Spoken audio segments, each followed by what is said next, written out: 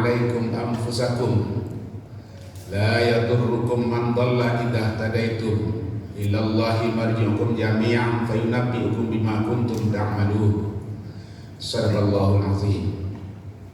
Hamba Allah mengetahui yang dirahmati oleh Allah, pergeseran waktu, beralihnya masa, pergantian generasi, percampuran budaya, kemajuan ilmu dan teknologi akan sangat mempengaruhi iman seorang hamba Allah kepada Tuhannya. Untuk itu dengan kita beri topik yaitu menanamkan kepribadian Muslim. Kepribadian itu adalah merupakan sifat menonjol yang dimiliki oleh orang dan itu membedakan dirinya dari orang lain. Dalam istilah lain orang mengatakan itu juga namanya ratap karakter. Seorang muslim itu harus berkarakter, berkepribadian, ambil pengaruh yang sangat dahsyat, semakin lama semakin dahsyat dan luar biasa. Kehidupan kita beragama itu diuji. Kalau kita tidak hati-hati akan tanggal iman kita kepada Allah. Untuk itu saya malam ini merupakan yang telah dirumuskan oleh seorang ulama besar dari Timur Tengah namanya Hasan al-Banna. Untuk menghadapi tantang masa depan kita ataupun generasi ini harus berkepribadian muslim. Apa itu? Satu, salimul aqidah. Generasi yang akan datang ini akidahnya harus lurus. Akidahnya harus benar, lurus. Bagaimana akidah itu supaya lurus? Ibadah. Ibadah umat Islam ini harus betul. Betulnya berdasarkan ilmu, dipelajari, bukan hanya sekedar apa yang kita dapati dulu waktu kecil, diajarkan oleh orang tua kita atau kakek dan neneknya. Ibadah itu perlu kita evaluasi. Sudah benar bacaannya? Sudah betul qiraatnya? Jangan sungkan. Mentang-mentang usia kita sudah tua, ndak ambolo kabaraja kana kete, sombong. Tolong Bapak Ibu, ibadah kita evaluasi benar atau enggak. Dinul khuluq, akhlaknya harus tangguh. Dengan berbagai cobaan, tantangan yang dihadapi, kita harus hadapi bagaimana tuntunan agama, bagaimana akhlak Rasul. Orang Badui pernah bertanya kepada Aisyah, Ya Aisyah, bagaimana akhlak Rasul itu? Dijawab oleh Aisyah, akhlak Rasul itu adalah Al-Quran. Rasul itu adalah Al-Quran yang berjalan. Apa yang ada dalam Al-Quran diamalkan oleh Rasul. Rasul toleransi. Pernah orang Yahudi di Madinah minta sedekah. Orang Yahudi itu tunanetra. Pagi-pagi dia sudah minta sedekah. Kemudian Rasul lihat, oh ada orang minta sedekah, disapa, Pak, iya, sudah sarapan pagi belum? Belum nih. Kasih oleh Rasul sarapan pagi. Sedang enak mencicipi makan itu karena dia buta, tak tahu itu Nabi yang datang. Lalu dia ceramahi Nabi. Hati-hati ya. Ke Madinah ini ada datang namanya Muhammad bersama pengikutnya. Itu sangat berbahaya. Dia sangat pintar, licik. Siapa yang mendengar dia bicara, takluk samanya. Dia tukang hipnotis. Jangan percaya ya, berbahaya. Baru-baru ini datang bersama sahabatnya ke Madinah. Padahal dia bicara dengan Rasul. Rasul diam. Besok Rasul datang lagi, disapa lagi. Udah sarapan pagi belum? Belum nih, kasih lagi. Berulang kali seperti itu. Walaupun bagaimana dia mencaci maki Rasul, tapi Rasul sabar. Coba bayangkan kalau bapak ibu seperti itu. Kita yang ngasih makan, kita dikata-katain seperti itu. Barangkali saya pun tak sanggup menahan diri. Rasul seperti itu. Daya pikirnya tinggi. Orang Islam ini harus pintar, bapak ibu. Selama ini kita dihina karena ilmu kita rendah, umat Islam ini bodoh. Kita tak mau seperti itu, bapak ibu. Memang kita akui kalau dari segi ilmu pengetahuan kita rendah. Tapi kita pernah, kalau kita baca sejarah bapak ibu, bagaimana maju jayanya Islam pada masa Khalifah Harun al-Rasyid. Munculnya para tokoh, para intelektual seperti Al-Farabi, Ibnu Rusdi, Al-Kindi, Ibnu Sina. 4 abad lebih kurang Islam menguasai dunia. Sementara Barat tidak tahu apa-apa. Kita tahu sejarahnya. Di akhir perang salib, tentara Islam ini pagi-pagi itu gosok gigi dan mandi. Tentara salib itu heran melihat, kok apa namanya itu yang ini? Tak tahu dia gosok gigi, saya tak tahu. Tetapi di mana kelemahan kita berkembang Islam sudah itu.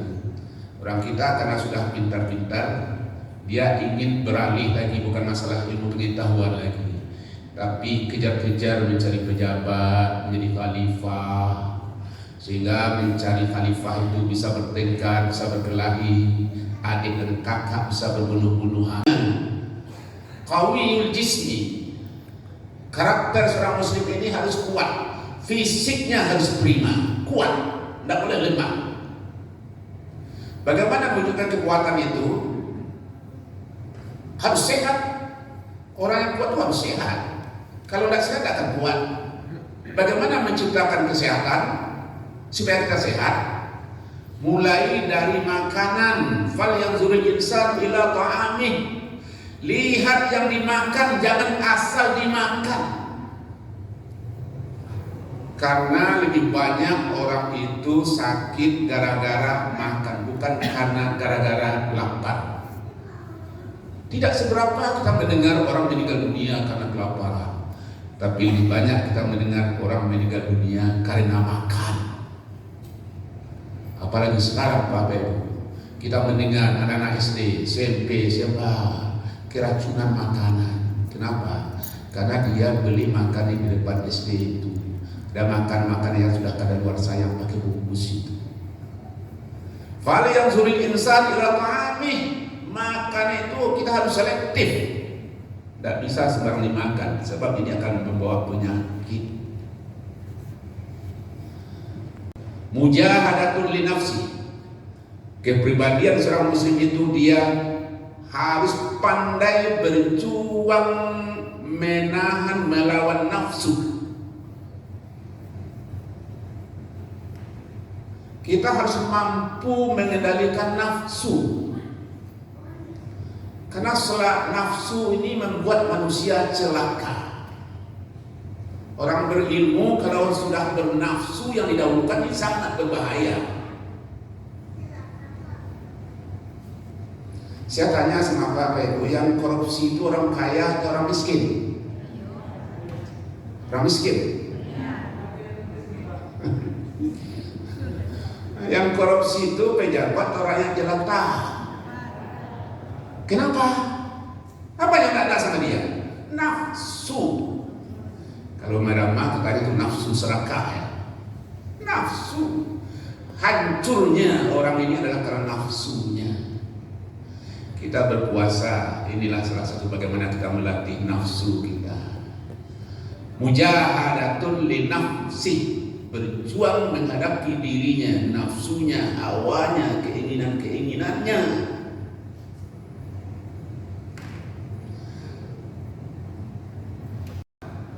Seorang muslim itu harus mampu bekerja dan menciptakan lapangan pekerjaan, bukan mencari kerja. Kalau kerja dicari, kerja itu sedikit, karena tidak ada orang menciptakan lapangan pekerjaan. Kerja itu sedikit. Kenapa kita lihat sekarang ini Bapak Ibu sarjana-sarjana itu banyak nganggur? Karena yang diharapnya PNS. Yang terima sudah untuk berapa orang? Yang lulusnya berapa orang? Itu ditunggu. Ini siapa yang kita salahkan? Tidak bisa juga ya. Barangkali kurikulum kita itu belum tepat. Maka kami sekarang di UIN Bapak Ibu, di samping ijazah itu ada sertifikat lain, skill, kemampuan. Ini harus ditonjolkan. Nilai saja tidak bisa, tetapi ada kemampuan-kemampuan. Ciptakan, bisa dia bekerja di mana saja, menciptakan lapangan pekerjaan, bukan mencari kerja. Kalau seperti Gus Padi Gaus bagus dia, dibikinnya supermarket di Padang ini, dia menciptakan lapangan pekerjaan. Kalau Bapak Ibu seperti itu, ada kedainya satu, buka yang kedua, kembangkan yang ketiga. Bengkel-bengkel juga seperti itu, buka satu, buka dua, ketiga, sehingga menyerap lapangan kerja. Kalau kita hanya minum kapan kerja, waduh. Saya pernah bertanya, sudah nikah? Belum. Kenapa belum nikah? Karena belum ada pekerjaan, belum lulus PNS. Ditunggu PNS sampai dan nikah. Jadi ini prinsip yang keliru. Jadi orang Islam itu sebenarnya Pak adalah karakter seorang Muslim itu dia bermanfaat untuk orang lain, bukan hanya untuk dirinya. Khairun nas anfa'uhum linnas. Manusia yang baik, kata Nabi, berguna untuk orang lain. Dan ini harus kita laksanakan Pak, bukan teori, praktek. Kita diterpa sama bulan puasa ini. Bagaimana kita membentuk diri kita itu bisa berguna untuk orang. Itu Bapak Ibu, untuk hari besok pikirkanlah apa sehari besok itu kita bisa menolong orang apa manfaat kita sama orang. Jangan kita harapkan orang menolong kita, keliru itu. Kapan saya dibantu orang, kapan ditolong ini, bukan itu lagi. Kapan, bagaimana saya bisa menolong orang, dengan cara apa saya menolong orang. Tidak ada duit, ada dengan usaha. Tidak bisa usaha, dengan bicara, memberikan nasihat, nafi'un li ghairi, berguna untuk orang lain.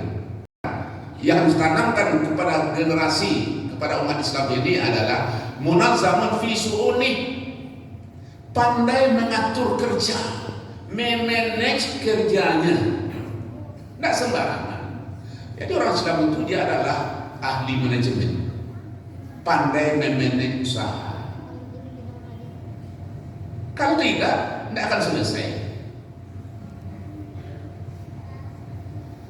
Rasulullah SAW itu begitu mampu dia memanage umat sehingga bersatu.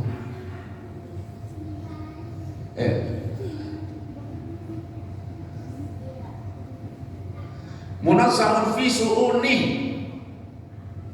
pandai mengatur, memanage usaha sehingga dia berhasil. Kalau dia sudah mulai direncanakan, diprogramkan ini langkah-langkahnya bagaimana, apa caranya, sehingga dia pandai mengatur waktu.